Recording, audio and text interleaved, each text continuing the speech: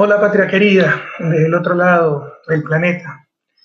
Y aquí feliz con mi familia, pero muy preocupado por lo que sucede en Ecuador. Este es el enlace digital 02, tenemos que hacer maravillas para la producción del enlace con nuestros escasos recursos, pero es muy necesario frente a la avalancha de infamias, calumnias, mentiras. Ojalá todos tengan extremadamente claro lo que está pasando. Los poderes del pasado quieren regresar, la banca, la prensa, la cámara de producción, lo quieren mandar. Las cosas en su lugar, como siempre deben estar. Ya jamás que los pobres tengan voz, que los obreros no sean explotados, que las empleadas domésticas tengan un salario digno, los profesores, los policías. Tienen que volver las cosas a su lugar. Un gobierno para los bancos, para los medios, para las cámaras de producción. Que aniquilar el correísmo, palabreja que nunca me ha gustado, pero que en verdad están haciendo destruyendo nuestra revolución ciudadana. Ahora somos ovejunos, mafia, inútiles, todo hemos hecho mal. Y yo pasé de ser el mejor presidente de la historia, como me decía hace unos meses el actual presidente, a ser la bestia, de acuerdo a la física cuántica. ¿Se puede confiar en alguien así? ¿Se puede confiar en alguien así? Han utilizado los recursos más bajos, corrupción, crisis económica, que todo está mal hecho, desde la repotenciación de refinería de Esmeraldas hasta las unidades del milenio. Esta semana empezaron una nueva campaña, la supuesta falta de independencia de la justicia, a base de miles de mails robados, hackeados. Y todo está bloqueado, todo está manipulado. Hay un blindaje mediático impresionante. Siempre la prensa mercantil, ustedes lo saben, estuvo contra nosotros. Pero al menos había los medios públicos, que tenían un impacto marginal, pero existían. Y sobre todo estaba el gobierno, para decir la verdad, para informar. Ahora no tenemos nada. Los medios públicos entregados a la prensa mercantil y el gobierno aliado a la prensa para atacar y destruir a mi gobierno. Por eso, tan necesaria esta intervención, esta forma de comunicación. Tenemos que buscar alternativas ciudadanas para defendernos ante el ataque de los poderes de turno. Y para eso pues son muy útiles las redes sociales. Corrupción. ¿Quién va a estar contra una verdadera lucha contra la corrupción?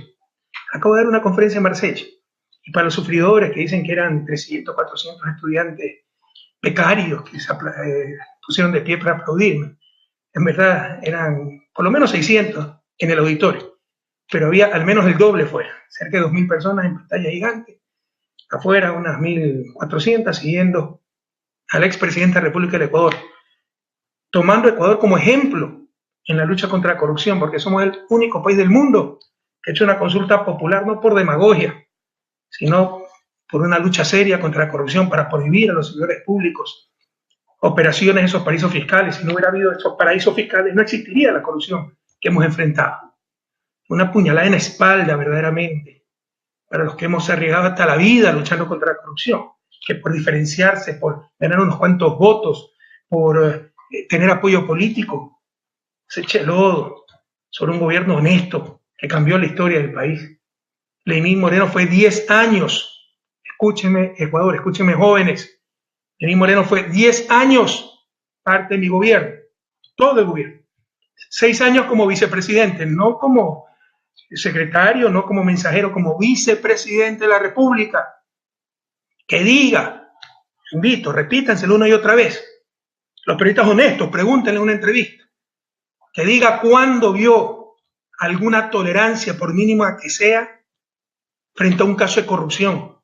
Que diga cuándo se toleró la corrupción. Una cosa es un gobierno que tolera la corrupción. Otra cosa es que haya casos de corrupción. Eso lo enfrentan todos los gobiernos del planeta. Aquí en Europa hubo un famoso caso con la empresa alemana Siemens. Lo importante es sancionar esa corrupción y corregir lo que se tenga que corregir.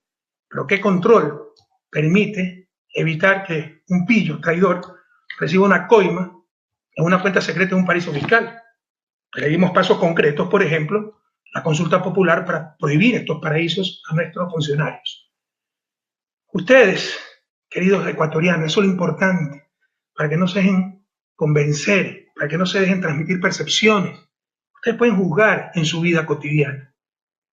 Es que existe corrupción generalizada.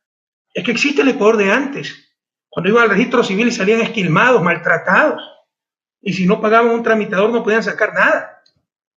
Cuando iban a las aduanas, la propia migración, la propia policía, los propios juzgados, los productores, los artesanos, las pequeñas empresas, las compañeras y compañeras de economía popular y solidaria, es que antes podían participar de las compras públicas. Es que antes, sin dar una comisión a algún pillo, tenían acceso a algún contrato del Estado. Ahora tenemos el sistema más moderno de América Latina en compras públicas. Lo dicen muchos estudios. Tenemos sistema de rendición de cuentas. Tenemos acceso a la información como nunca antes. Pero aquí también algunas veces se cometen pecados de omisión. ¿Por qué callan? Porque callan los artesanos, los pequeños empresarios, saben que lo que les digo es verdad. Pero permiten que se desprestigie toda la acción de un gobierno y nos ponen en riesgo de volver al pasado, cuando no había espacio en las compras públicas, en las pocas compras públicas que se hacían, para los pequeños, para los que no eran de la argolla. Todo se repartía entre ciertos partidos políticos, acuérdense, los grandes contratos, los grandes negociados, etc. Eso no existe.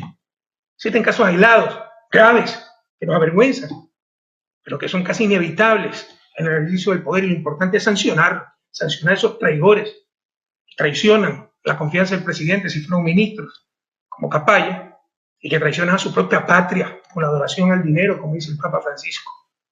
Pero esto es toda una estrategia, compañeros, y es lo más bajo, lo más desleal. Esta es la acusación que teníamos de la oposición, como ha sucedido en Brasil. Acaban de el fiscal exculpar a Lula en uno de los casos porque demuestra que el delator mintió. Dilma ha salido airosa de todas las acusaciones que le hicieron, pero la sacaron de la presidencia. Los ataques contra Cristina Fernández, esta es la nueva estrategia. Como antes era la lucha contra el comunismo, la lucha contra el narcotráfico, esa aprovechaba de aquello para hacer politiquería. Ahora se utiliza la sagrada, lo que debiera ser sagrado, la lucha contra la corrupción, algo que nos hiere como pueblo, nos sentimos traicionados cuando un pillo roba la plata que es de todos. Ahora se lo utiliza como simple instrumento de politiquería y de la forma más desleal, más canallesca, más baja. Insisto, el actual presidente fue 6 años vicepresidente. Sabe que somos gente honesta, de manos limpias, transparentes, pero utiliza el discurso de la derecha, de la oposición, de los medios, para hundir a mi gobierno y él salir como el adalid de la lucha anticorrupción. Es toda una estrategia, compañeros. Aquí están los informes que hacen, las reuniones que tienen. Tenemos gente leal, felizmente. Hacen estudios de esto. Es insincero. Hacen estudios viendo cuál es el impacto del discurso anticorrupción. Entonces, por ejemplo, en las conclusiones de este estudio, que he mandado por ellos a hacer, manejado por extranjeros además, ¿no? Se dice, se reconoce que Rafael Correa le está brindando un apoyo excesivo a Jorge Glass. La imagen del vicepresidente Jorge Glass ha sufrido una caída importante, puesto que actualmente se le reconoce vínculo a los casos de Brecht. No importa si es culpable o inocente, lo importante es la percepción, lo que diga la gente, y en función de eso adaptar la estrategia. Las acciones tomadas por el presidente Moreno en el caso de Jorge Glass son consideradas como parte de su compromiso en la lucha contra la corrupción, antes que una señal de traición. El efecto de la reciente coyuntura también se ve reflejado en una pérdida de la confianza en la palabra del presidente, aunque esta confianza aún es mayor a la que cuenta cualquier otro líder político del país. Implicancias para la estrategia. Le estoy leyendo parte de las conclusiones para no cansarlos, pero son mucho más. Sé que los compañeros de Alianza País están reunidos en la central de la Chile. Un gran abrazo. Poder reaccionar, compañeros. Este no es nuestro estilo de gobierno. Nosotros actuamos, la revolución actúa en base a principios, valores, no en base a lo que conviene coyunturalmente, a lo que es más acogido políticamente. Como decía en el enlace anterior, no somos como los ríos que buscan lo más débil para llegar al mar, si ese es el objetivo. Vamos recto hacia ese objetivo. No es que hacemos lo más fácil, hacemos lo correcto, perdón. Implicancias para la estrategia. ¿Ya? Aquí está. Bueno. Estos son los cuadros que se presentan en esos grupos que tiene el gobierno para analizar la estrategia, encabezados por el presidente. Es necesario tener cuidado con el tema del diálogo, porque puede ser usado contra el actual presidente en dos vertientes. Dialoga con todos menos con los de su partido. Entre correístas duros dicen que existe esa visión. Y se involucra solo con los partidos cuestionados como el de Bucarán, donde sí tuvo el éxito el discurso correísta. Eso es lo que pone. Otra implicancia para la estrategia. Es importante subrayar que la lealtad está con el Ecuador y con la población tanto en el discurso como en los gestos. Es decir, jóvenes, cada vez que escuchen al presidente decir que él es leal a la patria, al Ecuador, no a personas, está repitiendo lo que le dijeron los estrategas, ¿no? Para ganar votos. Pero preocúpense siempre.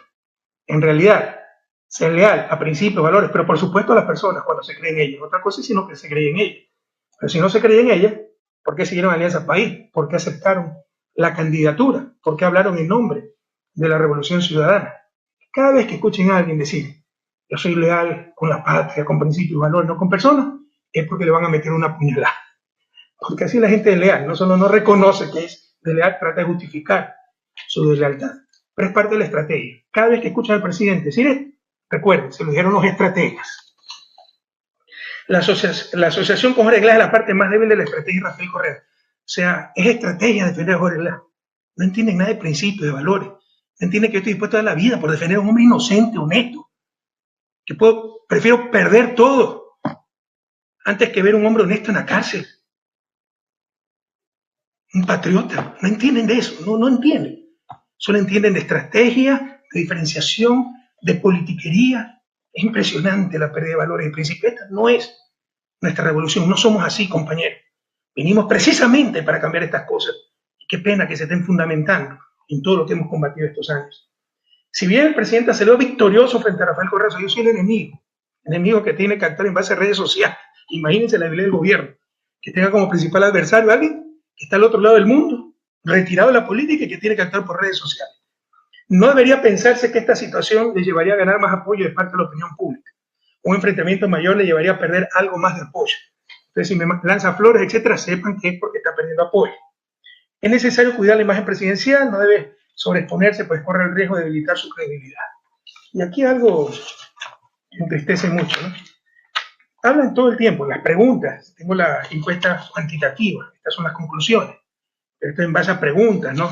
Preguntan si es correísta, anticorreísta, porque el adversario soy yo, y qué opina de la lucha contra la corrupción. En la conclusión, el principal sustento de la aprobación de Lenín Moreno se encuentra en la imagen de lucha contra la corrupción. O sea, es estrategia política la lucha contra la corrupción, qué vergüenza. No hay nada de autenticidad aquí. Sin embargo, el no ser claro en este aspecto también aparece como segunda causa para desaprobar.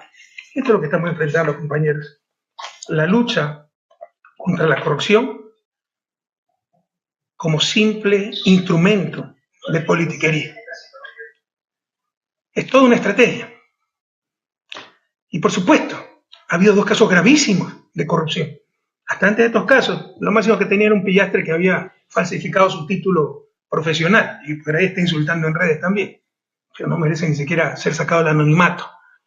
Esto es una estrategia, la supuesta lucha contra la corrupción. Por supuesto que hemos tenido 2 casos graves en los últimos meses y hay que enfrentarlos con hombría, con responsabilidad.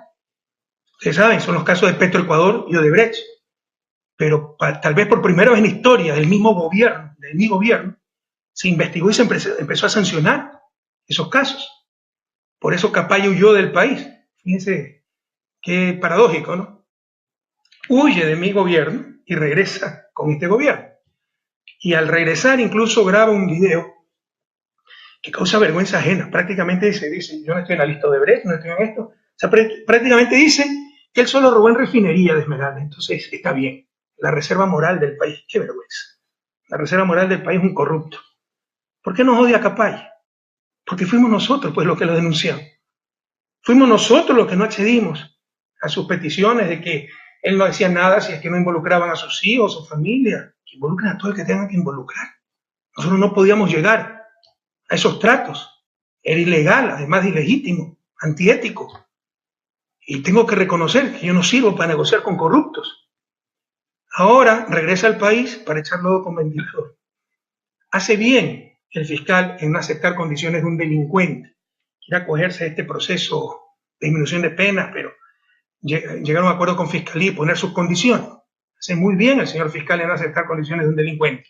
Pero ya van a decir que es para evitar que hable lo que le dé la gana. Yo tengo la solución para eso. El fiscal no tiene que ceder a las condiciones de un delincuente, pero el presidente puede reducir la pena, puede rebajar penas, tiene capacidad, de acuerdo a la Constitución, el presidente de la República para rebajar las penas.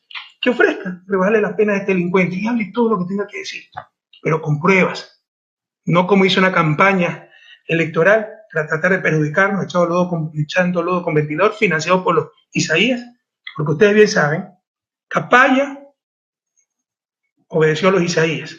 Los Isaías auspician a Bucaram y Bucaram ahora defiende al gobierno. Qué coincidencia, ¿verdad? Con el indulto presidencial se le puede rebajar la pena y que diga todo lo que tenga que decir, pero con pruebas, no con tonterías de que él se cree más genio que el resto, entonces cree que vendimos el petróleo a China a precio más barato, que hay un informe de la OPEC que nunca se lo encuentra, y son cosas subjetivas, como hace también Contraloría, ¿no? Que no era 32 la tarifa, sino 31, o sea, son cosas subjetivas, que diga cosas objetivas, quién recibió el dinero, dónde está la cuenta, pero en todo caso, básicamente dos cosas. Y con detector de mentiras, ¿por qué no le proponemos eso? Como el show que hizo desde Miami, financiado por los Isaías. Con detector de mentiras que diga algo muy concreto. ¿Sabía o no sabía Jorge Glass que estaban recibiendo coimas? Tan concreto como eso. Que no venga con generalidades de que Jorge sabía todo. Recuerden que lo mismo me lo hicieron a mí, en el caso de Faricio Correa, ¿no? Para tratar de involucrarme, Faricio Correa dijo, Rafael sabe todo. No, pregúntenle si sabía de sus contratos, de sus negocios. No lo sabía, lo hizo a mis espaldas. Pregúntenle a Capaya con detector de mentiras. ¿Por qué no hacemos una campaña para eso? Ecuatoriano, organicemos, Alianza País, con detector de mentiras. Si sabía o no sabía Jorge Glass que estaban recibiendo coimas. Y la segunda pregunta, que es lo que nos interesa también, ¿cómo era ese mecanismo de coimas con su primo, Carlos Pareja Cordero? Charlie Pareja Cordero. Carlos Pareja Cordero Capac, que no es cualquier persona, fue el secretario de la presidencia de León Férez Cordero, altísimo dirigente social cristiano, director de la campaña de Jaime Nebot, campaña presidencial. Ese era el jefe de la mafia, hoy fugado en Perú. Y de esto no dice nada la prensa, porque es político. Hay que hundir a la revolución ciudadana, hay que hacer creer a todos que los corruptos somos los de la revolución ciudadana. Cuando el jefe de la mafia, el caso Petrocor está prácticamente resuelto, me parece que hay 16 implicados ya sentenciados, y el jefe, el que lavaba el dinero, abría las cuentas, etcétera, y no solo en el caso Petrocor, sino también en el caso de Brecht, era abogado de Brecht, se llama Charlie Pareja Cordero, altísimo dirigente social cristiano, secretario de la presidencia en el gobierno de León Férez Cordero y jefe de campaña de Jaime Nebot. No estamos hablando de cualquier persona, pero de esto no dice nada la prensa. Pero resulta que las cosas están tan graves como el show que hicieron, ¿no? Que llamaron a la ONU, un frente anticorrupción. Ya no queda nada en la ONU, ¿dónde está? Puro show para la foto. Ahora resulta que la cosa está tan grave que hay que llamar a consulta popular, ¿no? No hacen nada. Lo único concreto en la lucha anticorrupción en los últimos meses ha sido nuestra consulta popular para prohibir los paraísos fiscales. Pero resulta que hay intromisión en la justicia y que hay que llamar a consulta popular por eso. Al menos eso leí en los diarios. Si hay intromisión en la justicia, que digan quién está interfiriendo en la justicia. Y esa persona se tiene que ir presa, si es un delito. Ah, no, es que hay que hacer consulta por la elección de autoridad de control, no es que el contralor estuvo involucrado de Brecht, eso significa que todas las autoridades de control están mal seleccionadas. Prohibido olvidar, pueblo ecuatoriano. Carlos Poli era contralor cuando nosotros llegamos al gobierno. Había sido elegido por el Congreso y después ganó el concurso y tenía unos méritos extraordinarios. Había sido hasta presidente, me parece, de una organización mundial de contralores o algo parecido, no recuerdo exactamente, pero tenía unos cargos a nivel mundial, impresionantes. Entonces la calentura no está en la sábana, puede haber un error, una selección, caras vemos, corazones no, pero no significa que la institucionalidad, los procedimientos estén equivocados. Prohibido olvidar, nos olvidamos muy fácilmente. Carlos Poli ya era contralor cuando nosotros llegamos al poder en el 2007 y era de Sociedad Patriótica, acuérdense que fue secretario de administración de Lucio Gutiérrez y muy amigo de los socialcristianos y particularmente amigo personal de Jaime Nebot. Ah, pero como entonces resultó involucrado en el caso de Brecht, hay que cambiar todo y hay que llamar a consulta popular. Pura demagogia. Recuerden por qué se hizo el Consejo de Participación Ciudadana. Porque las autoridades de control eran elegidas por el organismo más politizado del país, que se llamaba Congreso Nacional. El Congreso elegía jueces, elegía contralor, elegía fiscal, y se repartían la torta para contentar a todo el mundo. Y no se controlaba absolutamente nada. La memoria es frágil. Pero recuerden que el primer fiscal en mi periodo de gobierno fue el que quedó en quinto lugar en cuanto a méritos. Pero eligieron a ese porque era el más cercano a ciertos partidos políticos. Un señor Herman, me acuerdo. Entonces, y con la constituyente cambiamos eso. Recuerden, la autoridad de control la elegía el Congreso Nacional. ¿Quieren regresar a aquello? Hoy la elige un organismo de representación ciudadana, que puede mejorar, por supuesto. Que algunos consejeros todavía no han cumplido con su deber, por supuesto. Pero el concepto es sumamente adecuado. Separar la elección de autoridad de control del organismo más politizado en una república, en un país como es el Congreso Nacional. Pero todas esas cosas nos estamos olvidando. Quieren consulta popular para defenestrar, sacar todas las autoridades de control, eliminar el Consejo de Participación, todo eso es inconstitucional. Quieren hacer un golpe de Estado plebiscitario. Quieren reformar Constitución, quieren reformar estructura del Estado. Llamen a la Asamblea Constituyente y ahí nos vemos. Ahí nos vemos en la Asamblea Constituyente y volveremos a derrotar. Sacaremos los mejores cuadros de cada parroquia, cada cantón, cada provincia y los volveremos a derrotar, compañeros. Y con respecto a Jorge Glass, le insisto, hombre honesto, la política debe tener límites, escrúpulos. Ustedes me han visto alguna vez a mí pedir la prisión para alguien que considero honesto, y para mí Maguad, que creo que cometió graves errores como presidente de la República, pero no me consta que él se haya enriquecido de aquello.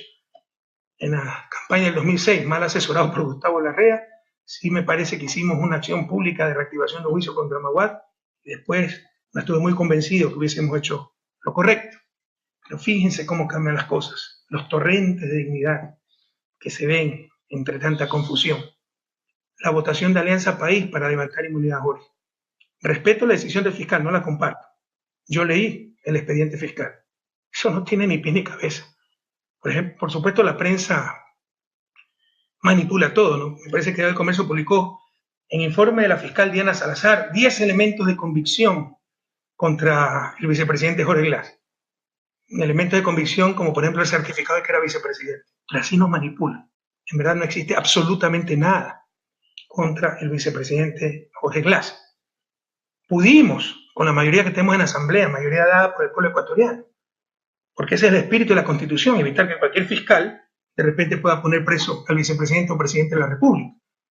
Pudimos impedir que se le levante la inmunidad a Jorge Glass, pero eso hubiera aparecido como obstrucción de la justicia y jamás vamos a prestar a aquello. Y Jorge fue el primero en decir, pese a lo injusto de su vinculación, pedir a sus compañeros del bloque Alianza País que se le levante la inmunidad. Esas son cosas nunca vistas. Son ejemplos de ética en medio de tanta confusión, les insisto, en medio de tanta farsa, en medio de tanta politiquería. Y confía en la justicia y se está defendiendo frente a la justicia. Pero felicitaciones a mis compañeros del bloque Alianza País. Algunos con lágrimas en los ojos porque saben que es una tremenda injusticia. Apoyaron el levantamiento de la inmunidad, acogieron el pedido de la Corte para levantar la inmunidad al vicepresidente de la República y que pueda seguir el proceso y Jorge se pueda defender ante la justicia. Son cosas nunca vistas en el país. Y yo quiero decirles que en privado el que más defendía a Jorge Glass era Lenín Moreno. Pregúntenle a personas como Ricardo Patillo. No, Jorge es un hombre honesto, hay que defenderlo. Ahora dice, el dedo apunta cada vez más hacia usted. ¿Se puede confiar en alguien así, compañero? Entendamos a quién estamos enfrentando, es algo impresionante. Pregúntenle a Ricardo Patillo, pregúntenle a mucha gente de la cúpula de Alianza País, ¿cómo en reuniones de buró, Lenín Moreno, hay que defender a Jorge Glass? También es mentira que se le impuso el vicepresidente, él pidió a Jorge Glass. Hombre honesto, hay que defenderlo. Ahora el dedo apunta cada vez más hacia usted. En función de los vaivenes políticos, qué vergüenza. No estar en función de valores, de principios, sino que me da más por el momento. Pero esa gente, créanme, siempre ha fracasado en política y en todo. Y si hay algo que Ecuador no soporta son los traidores. Esta ha sido una pesadilla, compañero. Un gobierno honesto, con, con base en una prensa que siempre nos ha odiado, una estrategia regional de la derecha, atacar con el discurso anticorrupción a los gobiernos progresistas.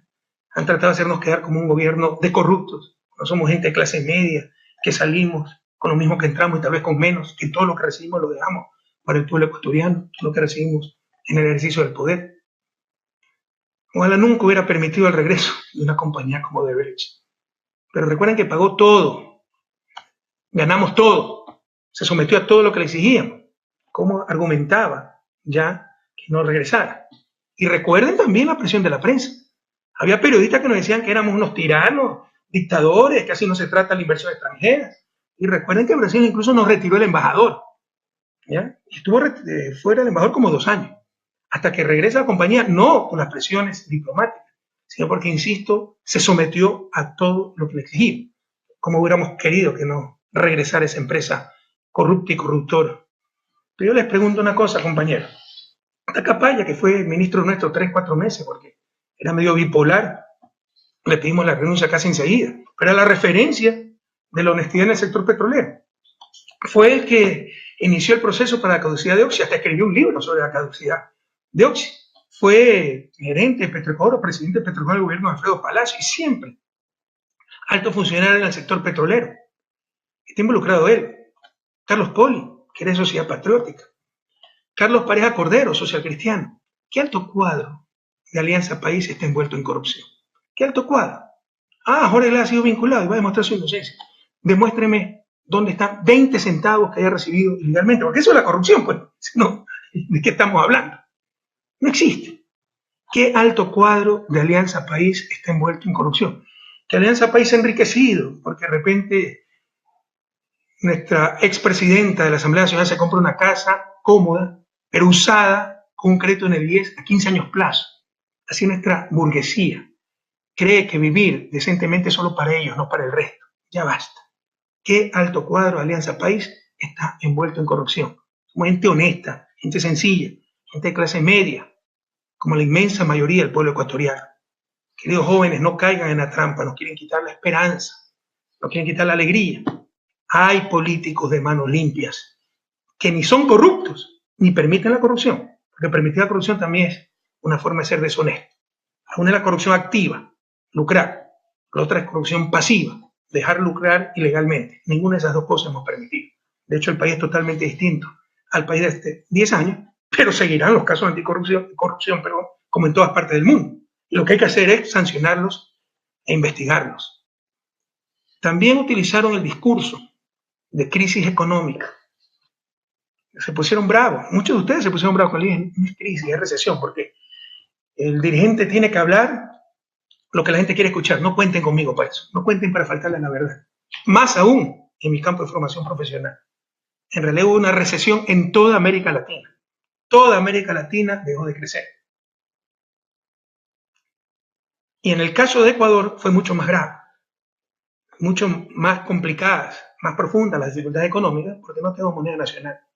Y enfrentamos la tormenta perfecta, acuérdense de eso. Derrumbe, pero derrumbe de las exportaciones, no solo petroleras, todas las exportaciones. En 2 años perdimos cerca de $10.000 millones de exportación. En el 2016 las exportaciones fueron del 64% en 2014. Y las exportaciones como la sangre de un país más aún dolarizado, porque son las divisas que entran para que funcione la economía. Perdimos cerca del 10% del PIB en 2 años en exportación. Eso no se veía desde finales de los años 40. Pero para corregir eso, como en la época de Fresco Cordero, por ejemplo, cuando se rompió el oleoducto y se depreció la moneda para volvernos más competitivos. Nosotros no teníamos moneda, no tenemos moneda nacional, y el dólar, por el contrario, se apreció. Colombia nos devaluó hasta 80% y más. El peso colombiano no teníamos cómo responder. A eso le llamamos la tormenta perfecta. Pérdida de $10.000 millones en exportaciones, más apreciación del dólar. Ese era el problema más grave, el sector externo, pero también hubo problemas fiscales. Perdimos cerca de 12% del PIB en ingresos netos, porque tuvimos que pagar írritas sentencias a Occidente, al Chevron, $1.100 millones en apenas 6 meses, cuando había ocurrido el terremoto, dicho sea de paso. La gente no tiene conciencia, no tiene corazón, no tiene nada, porque las exportaciones petroleras son ingresos fiscales. porque por primera vez en la historia del país, en lugar de recibir ingreso petrolero, tuvimos que darle cerca de 1.600 millones de dólares a las petroleras públicas, Petrocor y Petroamazonas, para que no quiebren. Todo eso suma cerca de 12.000 millones de dólares que dejamos de recibir o tuvimos que pagar, disminución de impuestos por la recesión. Súmela a esto, desastres naturales nunca vistos. Los últimos años han sido complicadísimos. Acuérdense, se activó el Cotopaxi, gastamos decenas de millones de dólares para un evento catastrófico y evitar que la gente muriera, prevenir un evento catastrófico. Tuvimos 2 inviernos extremadamente fuertes, cuyos efectos fueron tremendamente mitigados gracias a la inversión pública, los multipropósitos para control de inundaciones.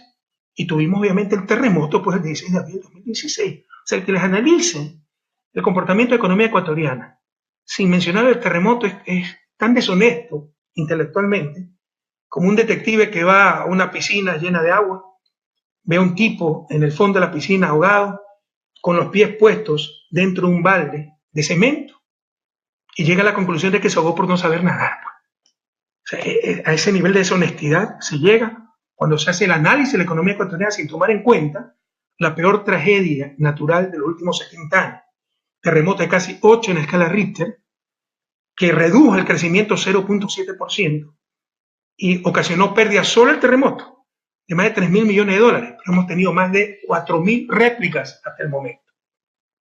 Más de 4.000 réplicas. Estas cosas deben conocerlas ustedes. Por la tercera parte de esto, colapsó la convertibilidad argentina. Nos quebraron en el año 99.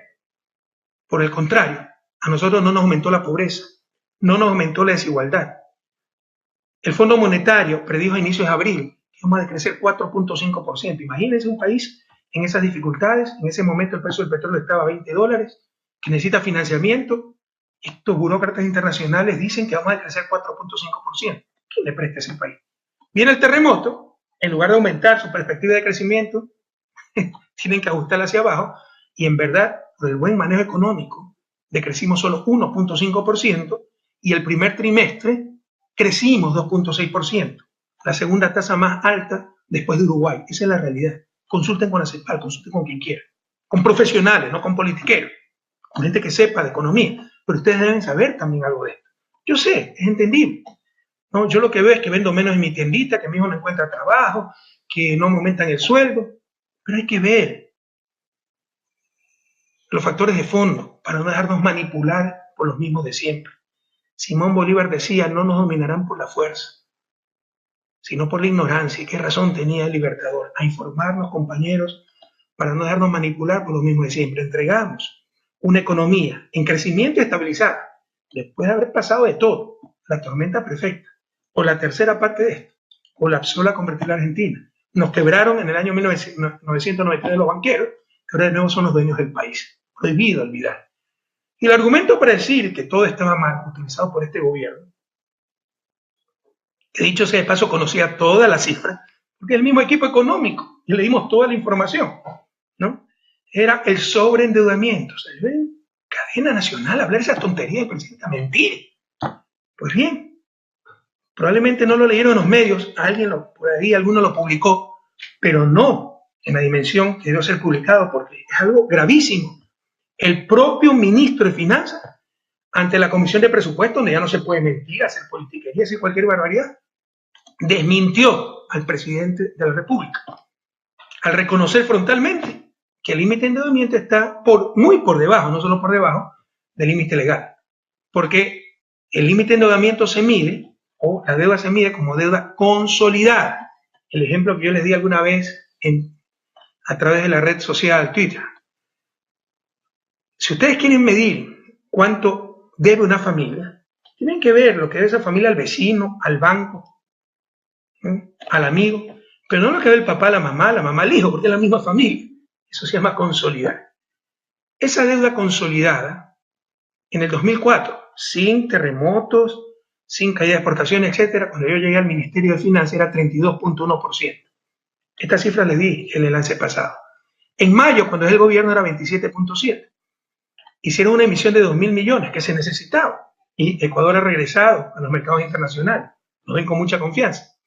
Y ahora es de cerca del 29%. cuando el límite legal, en función de la ley que nosotros mismos hicimos, el Código Orgánico de la Producción de Finanzas Públicas, es 29%. Entonces, ya había algunos asambleístas social cristianos que antes fungían de dirigentes empresariales, porque en verdad los dirigentes empresariales son politiqueros disfrazados, por eso es tan difícil tratar con ellos. Jamás hemos estado cerrados al diálogo, pero no a un diálogo de sordos, al diálogo en función de la verdad, buena fe, pero teníamos politiqueros de interlocutores, no dirigentes gremiales. Que uno de estos dirigentes gremiales que ahora es asambleísta social cristiano dice, pero lo importante para que hay deuda agregada es la deuda agregada. Entonces, la deuda agregada, siguiendo con mi ejemplo, es contar lo que le debe el papá no solo al vecino, sino a la mamá y al hijo. ¿Ya? Claro, es que ahí se ve lo que debe el papá y es el que debe pagar eso. Entonces tenemos otro problema, porque la deuda agregada, que está en cerca de 40.000 millones de dólares, están sumando lo que ven los municipios. Ya no solo el papá, sino el hijo, los nietos. Incluye Metro de Quito, alcantarillado sanitario en Guayaquil, etcétera. Entonces no le da por ningún lado. El término correcto es deuda consolidada, pero incluso en deuda agregada, 2004, sin terremoto, sin problemas económicos, sin derrumbe de exportaciones, cuando llega al Ministerio de Finanzas, esa deuda agregada era 39.8%, ahora es 41%, perfectamente manejable. Pero insisto, ese 41% incluye deuda de gobiernos seccionales, entre otras cosas, ¿no? Entonces, como esto tampoco les alcanzó, sacaron una barbaridad que nunca se ha hecho. Revisen, no hay estadística. Yo les pregunto, cuando alguien les hable de esto, venga un demagogo, ¿no? Un Lazo, lastimosamente el propio presidente, un asambleísta social cristiano y les diga, la deuda en verdad es 55%, porque es lo que se ve aquí, lo que se ve acá. Pregunten, ¿y cuánto era en el 2005, 2004, 2003? No le podrán responder porque no hay serie histórica. De las otras dos sí hay, porque son formas técnicas de medir la deuda. De esto no hay, porque nunca se ha medido así la deuda. Porque incluyen de todo, hasta los pasivos contingentes. Cuando yo asumí la presidencia, solo el caso Oxy llegaba a más de 3.000 millones de dólares. Eso era 6, 7%, 5% del PIB de ese entonces. Si hubiera contabilizado eso como deuda, en función de eso hubiera hecho el programa de gobierno, tenía que hacer un paquetazo. Ustedes saben que yo jamás lo haría. Hubiera subido los impuestos a los más ricos, ¿no? Pero nunca se ha utilizado eso. Lo utilizaron esta vez para tratar de escandalizar y lo siguen utilizando. Es una característica de la política ecuatoriana. Por más que ustedes demuestren que algo es falso, lo siguen utilizando. Es algo impresionante. O sea, es una caradura increíble. Fausto Herrera, nuestro ministro de Finanzas, hizo el ejercicio para el 2006, porque, insisto, no hay ser histórico porque nunca se ha medido aquello. El total de pasivos con pasivos contingentes, con la deuda de la tía del funcionario público y todas las cosas que pusieron ahí adentro, ¿no? Para escandalizar y justificar su mediocridad. Ya desmentida por el propio ministro de Finanzas, eso lo vale de él. Eso debe ser titular a 4 columnas, 8 columnas. ¿Cuántas columnas que tiene? 4 o 8 los periódicos. Bueno, el total de columnas en primera página. Casi ni salió. ¿Se imaginan que un presidente haya mentido en algo tan grave? Mintieron. Díganle eso a todos los ecuatorianos. Mintieron para escandalizar, para hacer politiquería. Nos engañaron. Ya lo dijo claramente el ministro de Finanzas en la Comisión de Presupuesto de la Asamblea Nacional. Pero si midiéramos como ellos midieron, sumando peras con camellos, de todo, hasta las deudas, insisto, de los funcionarios públicos en su tarjeta de crédito, solo faltó aquello. El total de pasivos, resulta que en el 2006, sin ningún problema económico, sin caída del precio del petróleo, etcétera, tenemos 65% pues, del PIB en pasivo. Y en el 2017, cuando no ha pasado de todo, solo tenemos 55%. O sea, por ningún lado les cuadran las cuentas. Y cuando tenga alguna duda, compañero, porque aquí se miente demasiado todo el tiempo, ¿ya? En ver si encuentro la dirección electrónica. Acuérdense ustedes de la dirección electrónica que les di. Es la página tal vez más importante del mundo, es de la revista The Economist, revista inglesa, especializada en economía, como su nombre lo indica, donde está la deuda de todos los países. Aquí se la pongo, ¿ya? Es http://www.economist.com/content/global-debt-clock. Y vean la clasificación de los países por su nivel de deuda. Y vean cómo en los 10 años de Revolución Ciudadana el país está en verde. país de bajo endeudamiento. Es de que The Economist también está mintiendo, Ovejuna, Mafia, La Bestia y todas esas cosas. Por el contrario, antes nuestro gobierno estaba en rojo. Esa es la realidad, compañeros. Pero nos mienten. Y cuando se les rompe una mentira, sacan otra. Tienen el poder y el poder mal utilizado puede permitir e inducir a esto. Hoy tiene una Contraloría cooptada que se presta a todas estas cosas, todas estas jugarretas. Que se desmiente una cosa, sacan otra. Ya sacaron el pozo Zinc y van a salir más pozos petroleros. Y tratando de hacer creer que la renegociación petrolera es un desastre. Se dice cualquier cosa, como la gente no conoce, lo cree. La renegociación petrolera fue tremendamente exitosa. Se invirtió la proporción de renta. Antes de cada 100 barriles, nos quedaban 20, 80 se llevaban las petroleras. Ahora es al revés, quedan 20 para petroleras, 80 para el gobierno. El nivel de discusión es tan bajo en Ecuador que a mí me mandaron un audio, me parece con video, de una mesa redonda en una radio de esas odiadoras de Quito, en que hablaban de la contratación petrolera y decían que había sido un desastre para el Estado. Y en la misma intervención, en la misma reunión, en el mismo debate decían, y por eso se fueron 4 compañías porque no quisieron firmar los contratos. Si era tan malo para el Estado, ¿por qué se fueron las compañías? En verdad era porque les estábamos sacando el aire. Les extraímos la mayor cantidad de renta petrolera en beneficio de nuestro pueblo, pero se habla cualquier tontería. La realidad, compañero, es que la gran inversión pública que hemos podido hacer se debió a 3 fuentes fundamentales de ingresos. Renegociación de la deuda, ¿se acuerdan? ¿Se acuerdan cuando se pagaba 40% del presupuesto en deuda? Ahora nos sacan que el servicio de deuda es mayor que salud, etc. Antes era el 40% del presupuesto, prohibido olvidar. Renegociamos esa deuda y logramos miles de millones de dólares al pueblo ecuatoriano. Y esa liberación de miles de millones de dólares del presupuesto sirvieron para carreteras, infraestructura, hospitales, infraestructura productiva, infraestructura social.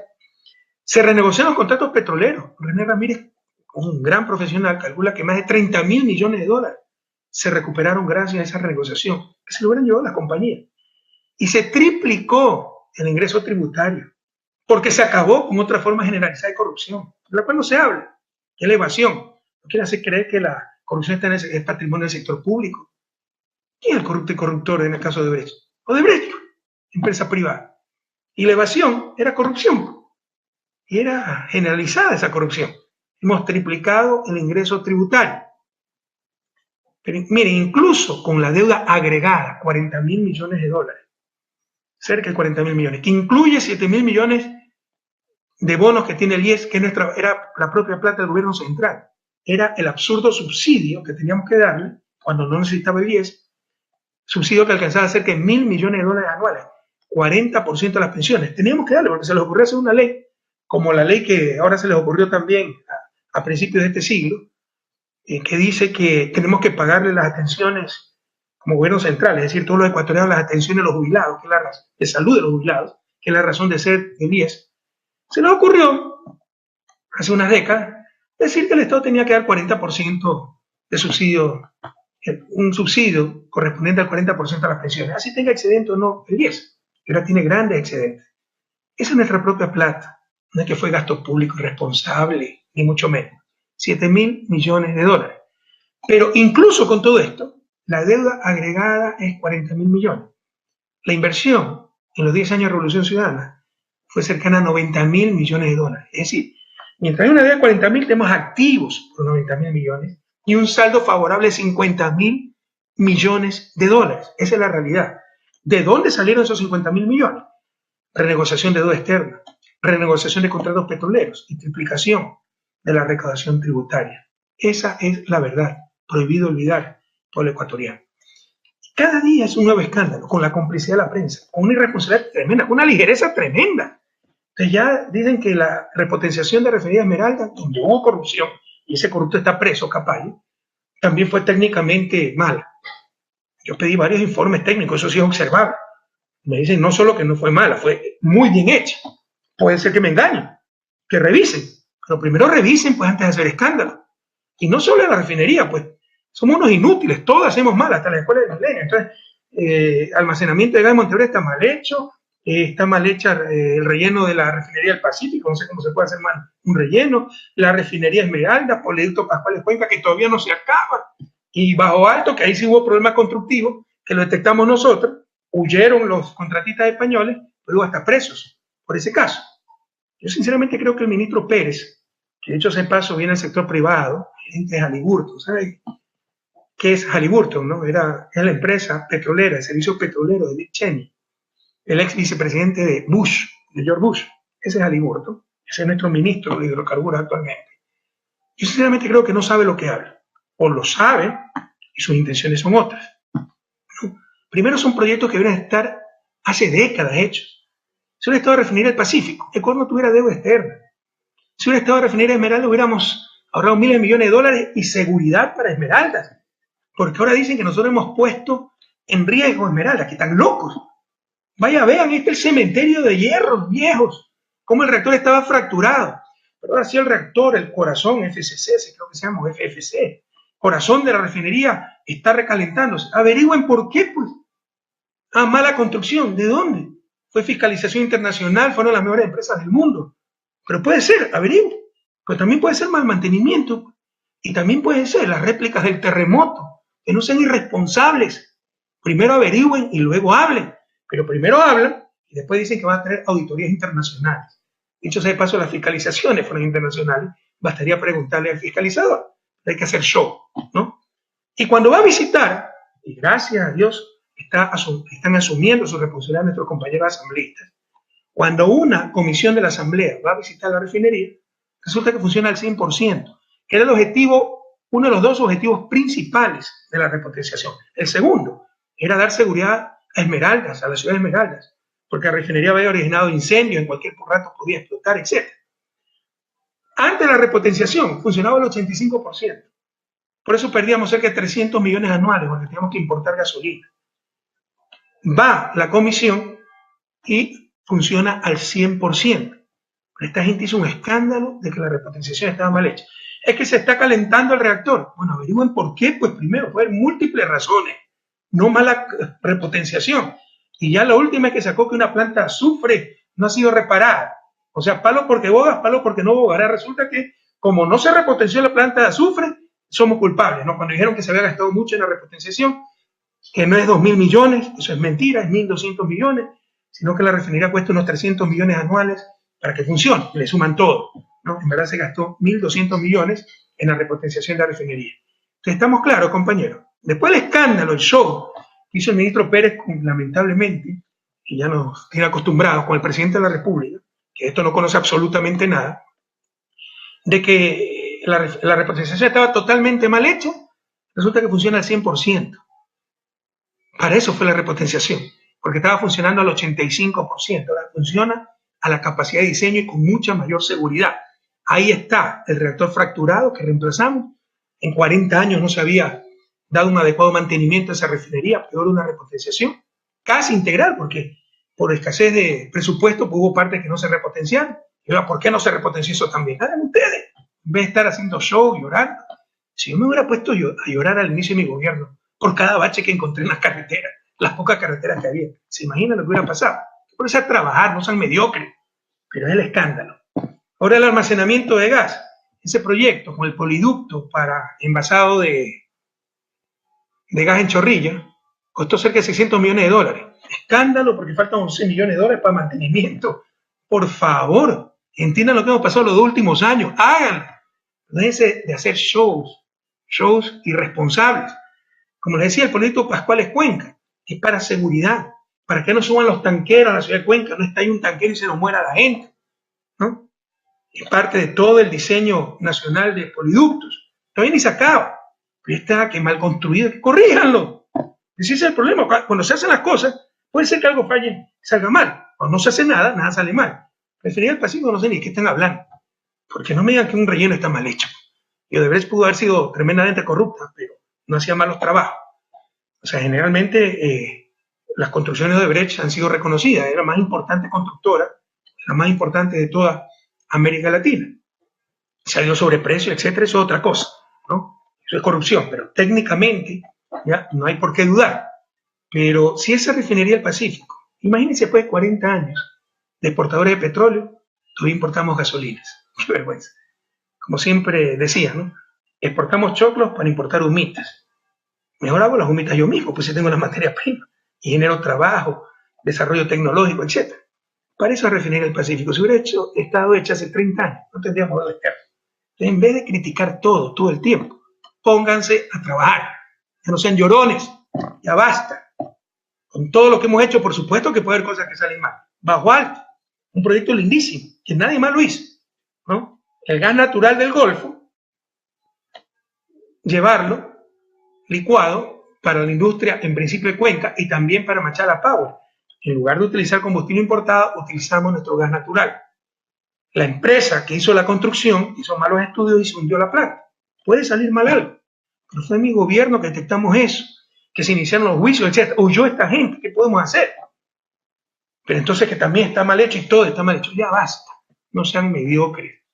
Y primero, infórmense antes de hablar de contratar auditorías internacionales, como ahora dicen, que si van a contratar auditorías internacionales, ¿por qué adelantaron las conclusiones? ¿Se dan cuenta el nivel de irresponsabilidad del que estamos hablando y de nuestros proyectos estratégicos?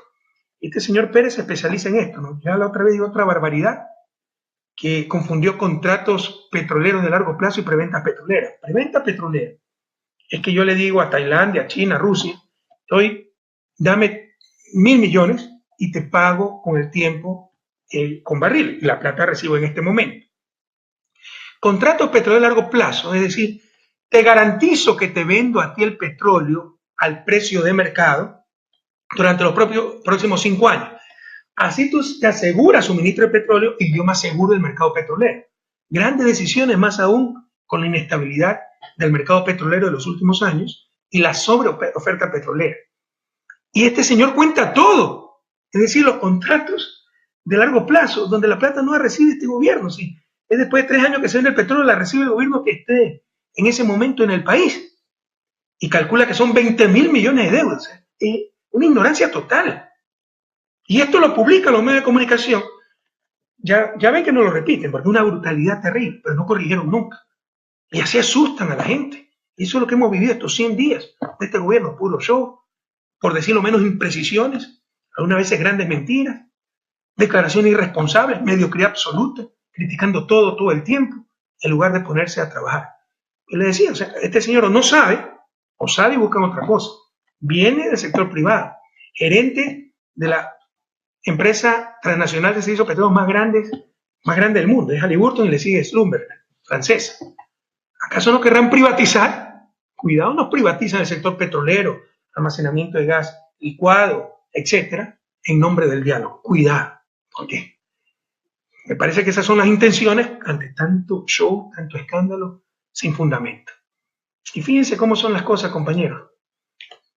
No es que aparte el tiempo me da la razón y más rápido de lo que pienso. Ahora resulta que el dinero electrónico no ha sido malo, ha sido bueno. Pero si lo tiene la banca como negocio. Si lo tiene el Banco Central es malo. Es querer acabar con la dolarización, es querer crear una moneda paralela. O sea, la moneda paralela la va a crear la banca.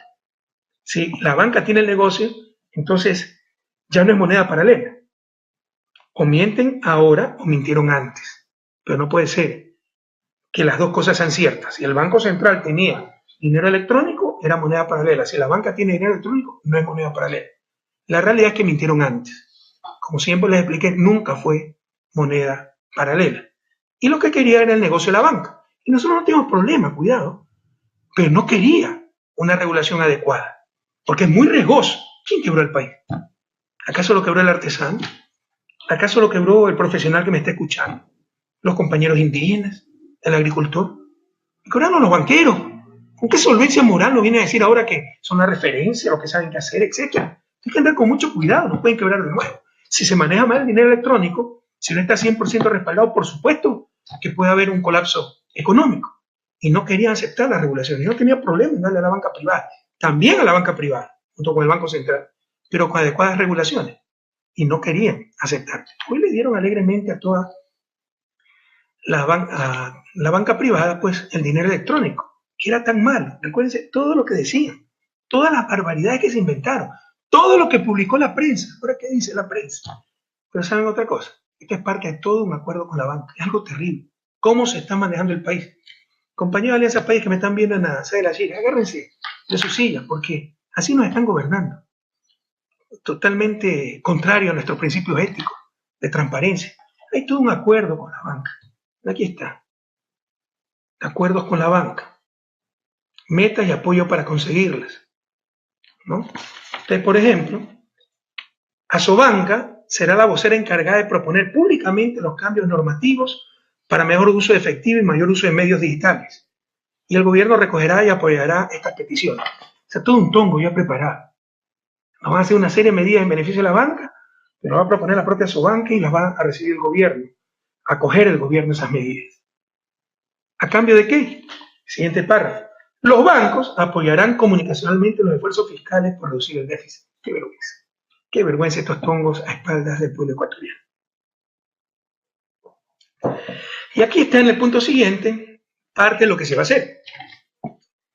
Por ejemplo, retiro en ventanilla actualmente es gratis, ¿no? Después de 3 transacciones gratis mensuales, acumuladas hasta $2.000, sobre ese monto se cobrará 0.5% y 1% por transacción. Supongo que esto va a la banca, porque si fuera impuesto tendría que pasar por la asamblea. Pero para el ciudadano es indiferente si es un impuesto o pago a la banca. Lo que nos están sacando es plata de nuestro bolsillo. Estos son los acuerdos que hay, que no le han dicho al pueblo ecuatoriano. Puro tongo. Así se está manejando el país, compañeros. Reaccionemos. Reacciona, Ecuador. Esto también es corrupción. Tengan la fe, la confianza absoluta que nunca nosotros utilizamos estos mecanismos. Puedo tener todos los efectos que ustedes quieran, enojarme, lo que ustedes quieran. Pero todo el mundo sabía lo que pensaba, lo que sentía. Y estos acuerdos eran públicos, y se decían. Y por eso, como muchas veces lo decía públicamente, ay, no hay diálogo, nos los impuso. No, dialogar es escuchar, tratar de consensuar, pero al final tomar decisiones. Aquí lo que están haciendo es amarrando, repartiéndose el país. Entonces, fíjense, Asobanca será la vocera encargada de proponer públicamente los cambios normativos, como estas tarifas nuevas, y el gobierno los acogerá. A su vez, los bancos apoyarán al gobierno, ¿no? Comunicacionalmente. Puro tongo, como traicionan al pueblo ecuatoriano. Retiro en cajeros propios, ahora es gratis, nos van a cobrar sin costo 4 transacciones mensuales de hasta $250 cada una, o sea, ustedes podrán sacar su dinero hasta $1.000 y desde ahí le cobrarán 0.50 centavos por transacción. Aquí está. Es el acuerdo con los banqueros, que no lo han dado a conocer al pueblo ecuatoriano. Así se está gobernando, a espalda de nuestro pueblo y en amarre con los poderes de siempre. Emisión de cheque, actualmente es 30 centavos. Piensan subirlo hasta el 75 centavos. Todo esto, ya, para que la banca apoye comunicacionalmente al gobierno, además del negocio del dinero electrónico. Sí, es muy largo el acuerdo, ¿no? Hay cosas que son sensatas, que son razonables, otras cosas que son impresentables, como la que le acabo de decir. Punto 21.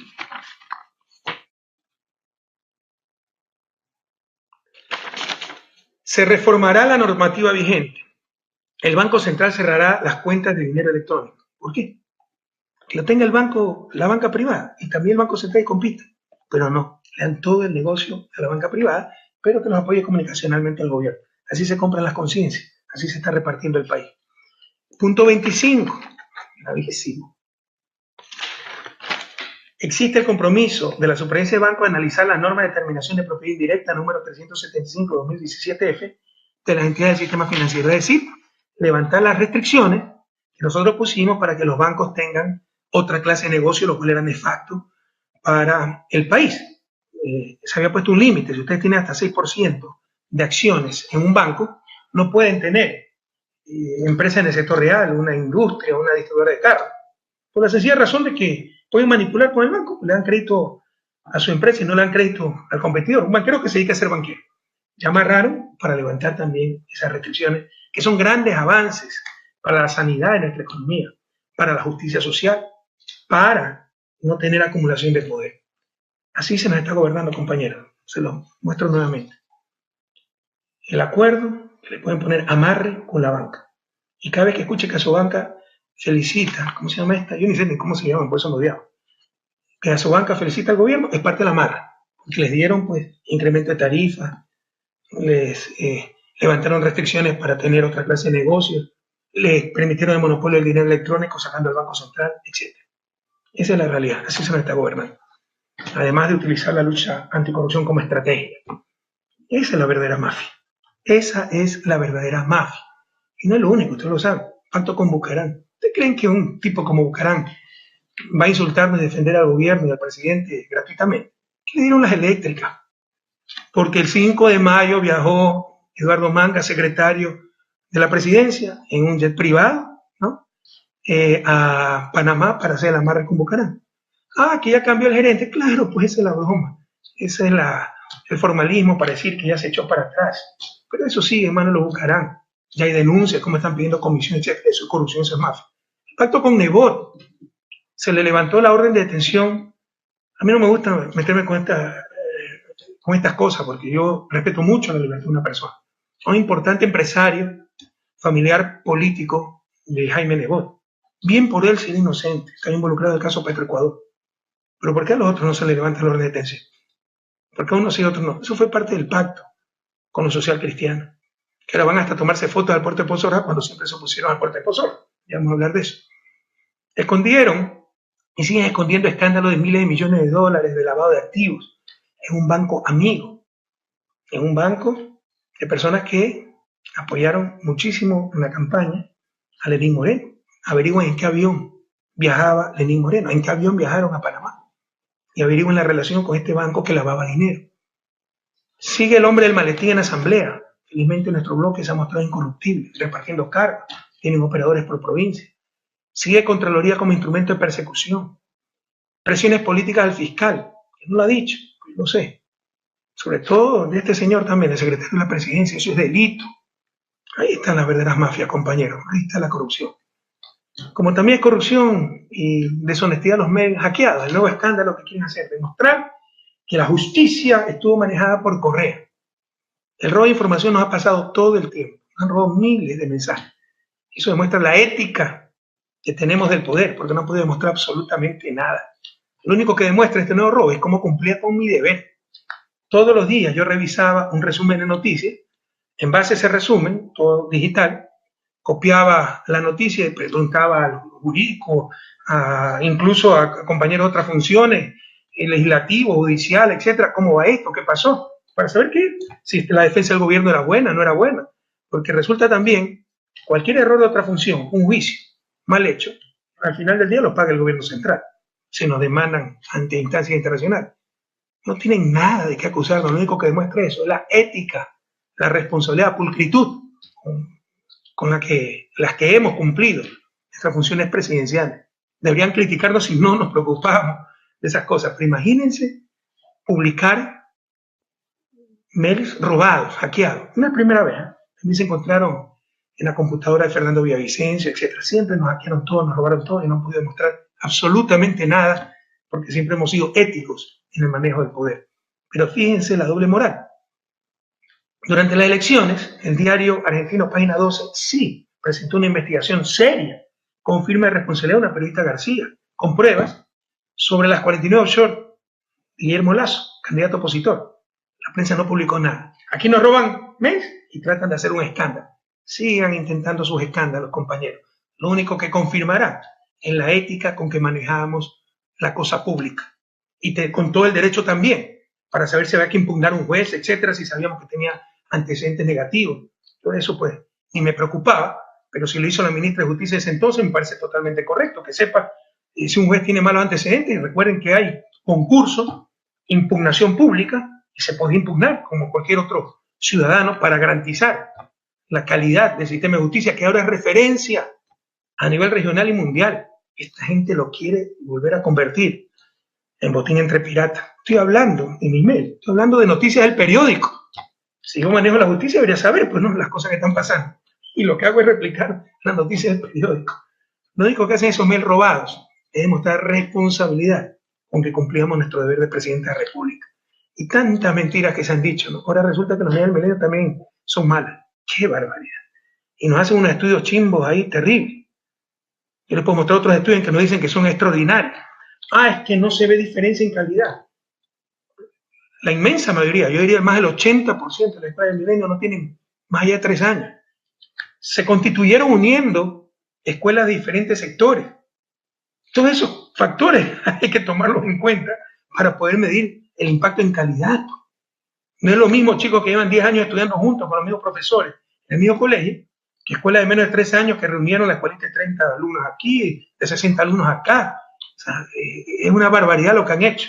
Estudios serios nos dicen que la unidad del milenio son un éxito completo, pero ya quieren derrumbar también las escuelas del milenio para contentar a los demagogos de siempre, dirigentes indígenas, campesinos que prefieren tener la escuela cerca, así sea unidocente de 30 alumnos, que buenas escuelas con un poco de sacrificio y un transporte. Tal vez el error fue nuestro, por tratar, insisto, de hacer lo que creímos más conveniente, ¿no? Enfatizamos las escuelas del milenio en el sector rural porque es donde peor educación hay. Eso condena al atraso a nuestros campesinos, a nuestros indígenas, a nuestros afros. Cuando se pone una escuela del milenio en la ciudad, vaya vean, pues el Réplica Mejía, en Quito, vaya vean las escuelas en Ciudad Victoria, en Guayaquil, se llenaban enseguida y la gente contentísima. Tal vez ese es el error, ¿no? Por mejor hacerlo. Les deben de hacer escuelas del milenio en el campo si les molesta tanto cierto dirigente y prefieren tener la escuela de muy mala calidad en la esquina de la casa y la hagan en las ciudades, pero no destruyan una iniciativa tan exitosa como la unidad del milenio. Pero es en serio. Yo les puedo mostrar asambleístas hablando de que se van a acabar las escuelas del milenio, que van a tener de nuevo las escuelas cerquitas. O sea, eso es tan inteligente como decir, yo voy el lunes al estadio, oiga, pero si no hay partido, sí, pero hay menos gente, o sea, pierde toda la esencia. La esencia de la educación es la calidad. Y van a sacrificar calidad supuestamente por cercanía. En el siglo XXI, cuando hay transporte, si hay alguna falla en transporte, hay que mejorar pues el transporte. No hay que eliminar la escuela del milenio, que ya lo están diciendo. Me parece increíble. También dijeron el cupo de universidades públicas, que han aumentado estos últimos años. Créanme, estoy muy preocupado de esa necesidad. Yo veo que no comprenden lo que es verdadera universidad. Y no dicen toda la verdad. Que en 2 años no se aumentó pues, el presupuesto de universidades públicas, incluso se tuvo que reducir por la dificultad económica. Entonces, ¿cómo va a abrir más cupo si no tienen más presupuesto? Pero se olvidan de que cerramos 14 universidades privadas, que ha habido un incremento fortísimo en estos 10 años de matrícula pública y matrícula en general, cerca de 300.000 nuevos estudiantes en universidades. Que se reestructuró la oferta. En lugar de tener decenas de miles de puestos para abogados, administradores, que ya no necesitaba más el país, se abrieron más plazas para científicos, para ingenieros, que es mucho más caro, porque no es TIC y pizarrón, sino laboratorio, etc. De acuerdo a la UNESCO, somos el sistema educativo universitario que más avanza en la región. Y también quieren acabar con esto para contentar a todo el mundo o porque no se entiende lo que es universidad. Es una pena enorme. Ya también la presión para bajar la ley de plusvalía. La ley de plusvalía se aprobó en diciembre. ¿Quién de ustedes ha pagado más? Claro, los efectos totales, en verdad, los impactos van a ver 2018-2019. Pues les aseguro, fírmenlo. Se lo firmo, perdón, anótenlo. Que van a pagar menos. ¿Qué es lo que está pasando? Que ahora la gente sí tiene que declarar el verdadero valor de su bien inmueble. Porque si lo subvalora para pagar menos impuestos, al venderlo va a tener que pagar más. Eso es correcto. Porque lo otro se llama evasión, pues no podemos estar de acuerdo con la evasión. Eso también es corrupción. Pequeñita, pero corrupción. Aceptada, pero sigue siendo corrupción. Eso no se puede aceptar. Hay que declarar el valor real del inmueble y pagar los impuestos correspondientes. La gente, ustedes saben, algo que valía 300.000 lo ponía a 100.000 y lo vendía a 300.000. Esa gente sí va a tener que pagar plusvalía. Mejor así declara 300.000 y por eso algunos están bravos. Y los especuladores también están bravos. Pero para la inmensa mayoría que es la que tiene que comprar la casita, todo esto les va a beneficiar. Para los constructores de vivienda social, cuyo principal problema es la especulación del suelo, esto va a acabar con la especulación del suelo. Para el ciudadano que se tiene que enfrentar a una burbuja inmobiliaria como pasó con nuestros migrantes, esto impide la burbuja inmobiliaria. No se dejen engañar. En todo caso, estoy acabando un artículo muy completo sobre la ley de plusvalía, pero nos están engañando con esto.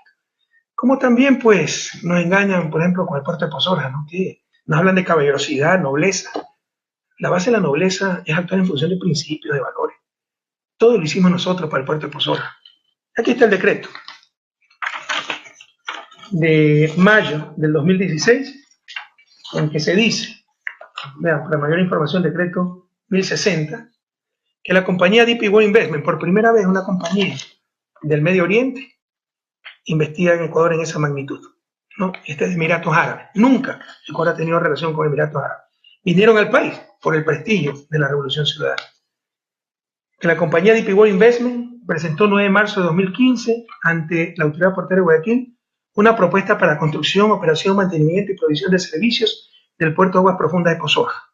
Es decir, se presentó a solicitud, se la analiza, que luego el análisis realizado por parte de la entidad portuaria, conjuntamente con el Ministerio de Transporte y Obras Públicas, el 15 de febrero de 2016 se firmó con DP World Investment el memorando de entendimiento. En consecuencia, después de analizar la propuesta y ver que es conveniente para el país, decreta, artículo único, autorizar de manera excepcional el desarrollo, construcción y mantenimiento de instalaciones, la operación de servicios públicos del puerto de aguas profundas de Pozoja, el dragado, construcción, mantenimiento y operación de un canal de navegación de acceso hasta Pozoja, así como de la carretera que une Playa y Pozoja y Amorro en la provincia del Guayas. Todo lo hizo mi gobierno. Ay, ¿por qué pone la primera piedra? Porque había que acabar los estudios, pues después de esto empieza a hacer los estudios. Ni siquiera se lo mencionó, que falte nobleza. Pero no solo eso, también cómo se revuelve el estómago al ver primerito en la foto Cinta Viteri y Jaime Nebot. Sepan ustedes que Jaime Nebot y todos los socialcristianos siempre se opusieron a Puerto de Pozoja. Lo boicotearon por todos los medios. Casi se nos va la inversión. Isabelita Novoa lo puede decir, porque ella es la contraparte nacional de la inversión, pero yo sé que no le gusta meterse en esas cosas. Un abrazo a ella y la gratitud mía por confiar en el país. Pero ella lo sabe. Cómo trataron de boicotear por todos los medios esta inversión. ¿Para qué? Para no afectar a Contecom, concesionaria de puerto nuevo en Guayaquil, del puerto de Guayaquil actual, muy vinculado a los socialcristianos, y para no perjudicar a los puertos privados de Guayaquil, también vinculados a los socialcristianos. Esa es la verdad. Esa es la verdad. Y ahora se toman fotos con la primera piedra. Qué descaro, Dios mío. Y ahora nos dicen que el sector productivo estaba estancado. Les insisto, los politiqueros disfrazados de dirigentes gremiales, ¿no? Lo que pasa es que no gobernaban ellos. A todos les fue muy bien, pero no gobernaban, no mandaban en mi gobierno. Ahora sí mandan, parece, ¿no? Como siempre lo hicieron, pero con mi gobierno no mandaron. Aquí está la realidad, también se lo he demostrado. Estas son las utilidades empresariales, ¿no? En mi gobierno fueron más del doble que antes de mi gobierno. En promedio, 8.067 millones, cuando el diseño anterior fue 2.663 millones. Tomando el último año, 2006, las utilidades empresariales fueron 3.979 millones. Pese a todas las dificultades del 2015, tuvimos 9.498 millones, más de doble. En 2014 tuvimos casi el triple. Todos han ganado harta plata. Pero como no mandaron al presidente Correa, no lo ordenaron, entonces dice que no se desarrolló el sector productivo. Pura mentira. Los verdaderos empresarios están muy agresivos con el gobierno, porque hubo reglas claras, ¿no? Hubo apoyo a la producción, pero obviamente no gobiernan ellos, gobiernan los legítimamente electos, como debe ser en toda democracia. Entonces los politiqueros, disfrazados de empresarios, se ponen bravos con esas cosas. Y mientras dicen tantas mentiras y pasan tantas barbaridades, ¿cuántas casas construidas? Recuerden que ofrecieron 325.000 viviendas. Eso significa 81.250 viviendas por año. 223 casas por día. Hoy día debieron acabar 223 casas. ¿Cuántas han hecho? Cero. No, presidente, se equivoca. El otro día entregaron unas decenas de casas. Eran nuestras casas, las que nosotros empezamos a hacer, de la reconstrucción. Ellos no han empezado a hacer nada. Y dijeron que iba a vender vehículos de lujo, haciendo creer a la gente que nosotros utilizamos vehículos de lujo. ¿Dónde están los vehículos de lujo? El único vehículo de lujo que conocí fue el de la vicepresidencia cuando Lenín Moreno era vicepresidente, que era razonable por sus condiciones físicas. ¿Pero qué otro vehículo de lujo? ¿Dónde están? Ustedes han visto que se han vendido vehículos de lujo, pero así nos mienten. ¿Dónde está el incremento de bonos? Porque eso fue lo que ofrecieron. No echar lodo con ventilador a sus supuestos compañeros para diferenciarse, para hacer politiquería, para congraciarse con la partidocracia, la bancocracia. Ofrecieron 223 viviendas diarias. Ofrecieron duplicar el bono. Solo las viviendas cuestan más de 1.218 millones por año, sin contar la duplicación de bonos. Y no existe en la proforma presupuestaria. Recuerden, compañeros, la demagogia también es corrupción. Seguimos con el Observatorio Ciudadano y el fact-check. Para el próximo enlace lo hemos de tener listo. Tenemos que sacar recursos donde no hay. La gente después de su trabajo está colaborando en esto. Pero ya vamos a acabar. La base informática digital para el Observatorio Ciudadano para hacer seguimiento. ¿Cuántas casas han construido? ¿Cuántos carros de luz han vendido? ¿Cuántos bienes inmobiliarios han vendido? Eran 307 millones. Otra vez creo que vendieron 3 millones. Nosotros vendimos más de 80 millones. Pura demagogia. Y que con eso van a financiar el presupuesto. Y también vamos a hacer el fact check. Cada vez que hay una mentira, la deuda es 55%, en esa página web, en ese medio informático, van a ver la realidad. Y compatriotas, para finalizar, mi alegría de comunicarme con ustedes, aunque sea por este medio. Estoy muy preocupado por el país y todos deberían estar preocupados. Nos están mintiendo. Hay deslealtad, traición. Están volviendo las cosas como debían de ser. Que manden los de siempre, los banqueros, las cámaras de producción, no los empresarios. Los empresarios están con nosotros, artesanos. Empresario es el trabajador, el vendedor informal. No.